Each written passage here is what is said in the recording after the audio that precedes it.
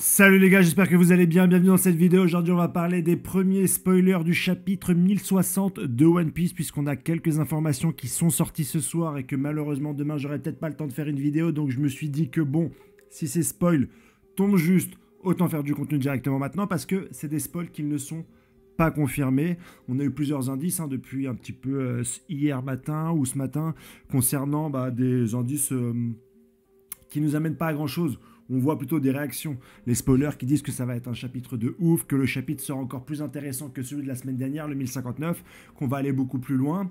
Et au fur et à mesure de la journée, on a eu des confirmations, notamment par rapport à des bruits de pas qui rappellent les bruits de pas de Im-sama et qui donnerait comme indice qu'on aurait forcément, ou peut-être en tout cas, l'apparition de ce personnage pour ce chapitre 1060 qui rendrait bien sûr ce personnage dantesque. On a également eu quelque chose de très confirmé, une note de l'auteur qui dit que les chapeaux de paille vont faire une rencontre, que l'équipage de Luffy va rencontrer un personnage et donc on va avoir une première interaction, peut-être qui va nous amener à la suite de l'histoire, peut-être au début de cette saga finale, puisque pour l'instant c'est un petit peu un tour du monde où on voit l'intégralité des pirates, de la Cross Guild, les anciens Shichibukai, de Barbe Noire, etc. Ça on savait, très certainement qu'Oda allait faire un tour d'horizon de ces personnages-là, mais on sait toujours pas vers où on va, on sait toujours pas vers où on se dirige, et là on aurait peut-être potentiellement quelques indications.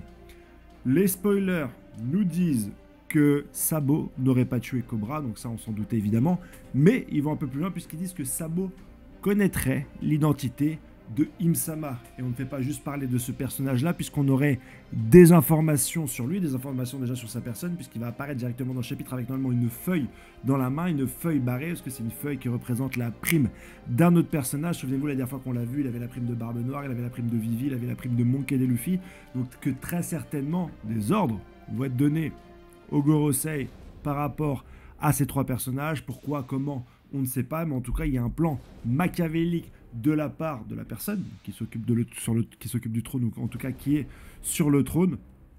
Par rapport à tout ça, on a aussi apparemment l'information comme quoi ses pouvoirs vont être révélés. On va avoir une démonstration de ses pouvoirs. Donc moi je pensais pas qu'Insama allait être un combattant, que ça allait être un petit peu un objectif pour Luffy. Je voyais plus ça comme un personnage politique qui allait tirer un petit peu les ficelles, mais pas forcément quelqu'un qui aurait une puissance, quelqu'un qui se bat forcément.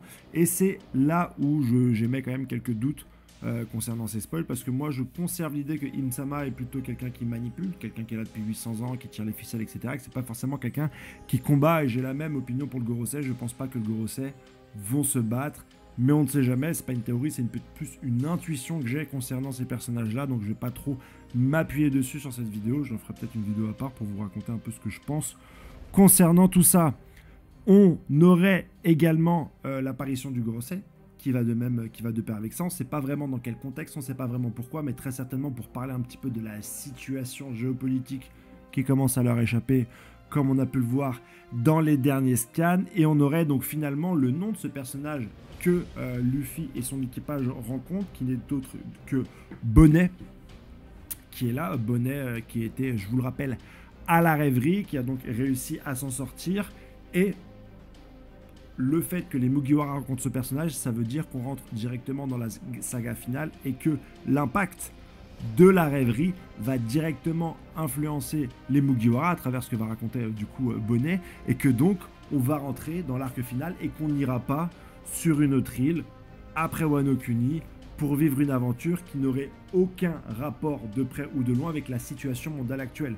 Je pense d'ailleurs à Elbaf. Beaucoup ont dit que le prochain arc serait l'arc d'Elbaf. Bien, moi, bien sûr, j'étais contre. Je voulais qu'on rentre dans cette saga finale dans un arc où tous les personnages ont des enjeux dedans, que ce soit les révolutionnaires, que ce soit Barbe Noire, que ce soit Shanks, que ce soit Im-sama et la marine. Je voulais un dernier arc où vraiment tout a le temps de se mettre en place pour une confrontation finale. Je ne voulais pas qu'on reparte sur un arc comme Elbaf, où on rencontre un nouveau village, on rencontre des nouvelles problématiques, et puis ensuite il faut battre les méchants, et puis patati patata, et dans 4-5 ans, on revient un petit peu sur l'intégralité de ces personnages. Je voulais une réponse maintenant. Est-ce que ces scans, ces informations, si elles sont réelles, bien sûr, vont nous amener sur cette piste-là? Est-ce que au contraire, on va avoir une saga finale avec plein de petits arcs, et donc le premier sera celui qui est le moins en corrélation avec les actions qui nous sont menées, les actions de Barbe Noire, les actions de Shanks, les actions de la Cross Guild, etc. C'est tout le suspense de ce chapitre-là et c'est ce qu'on va essayer de savoir. Des révélations sur Im-sama, c'est pas les choses qui me hype le plus pour être complètement franc, parce que ce personnage qui est ramené va très certainement être très intéressant lorsqu'il va ramener des réponses, lorsqu'il va nous expliquer des choses, mais là il est bien sûr encore trop tôt et je pense que dans ce chapitre, on va se contenter d'une apparition pour faire monter la hype. Voilà les informations qu'on a qui ne sont pas pour l'instant confirmées, donc gardons des pincettes. La seule information confirmée, c'est que les Mugiwara vont très certainement rencontrer un personnage qui va les amener sur leur prochain arc. On sait aussi que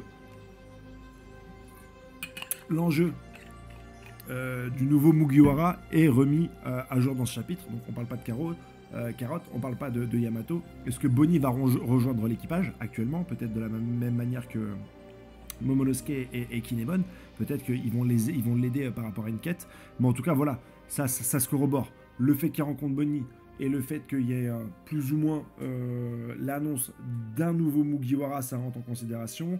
On a eu de sources différentes les pas qui rappellent Im-sama avec la confirmation directe qu'elle va faire une apparition dans le chapitre. Donc il y a des choses peut-être qui se corroborent et qui pourraient être réelles. Voilà pour les informations qu'on a. Je vous le rappelle, c'est à prendre avec des pincettes. On aura très certainement beaucoup plus d'informations demain et je verrai si j'ai le temps de vous faire une vidéo. Passez une excellente journée, une excellente soirée et à très bientôt pour la suite. Allez, ciao les gars.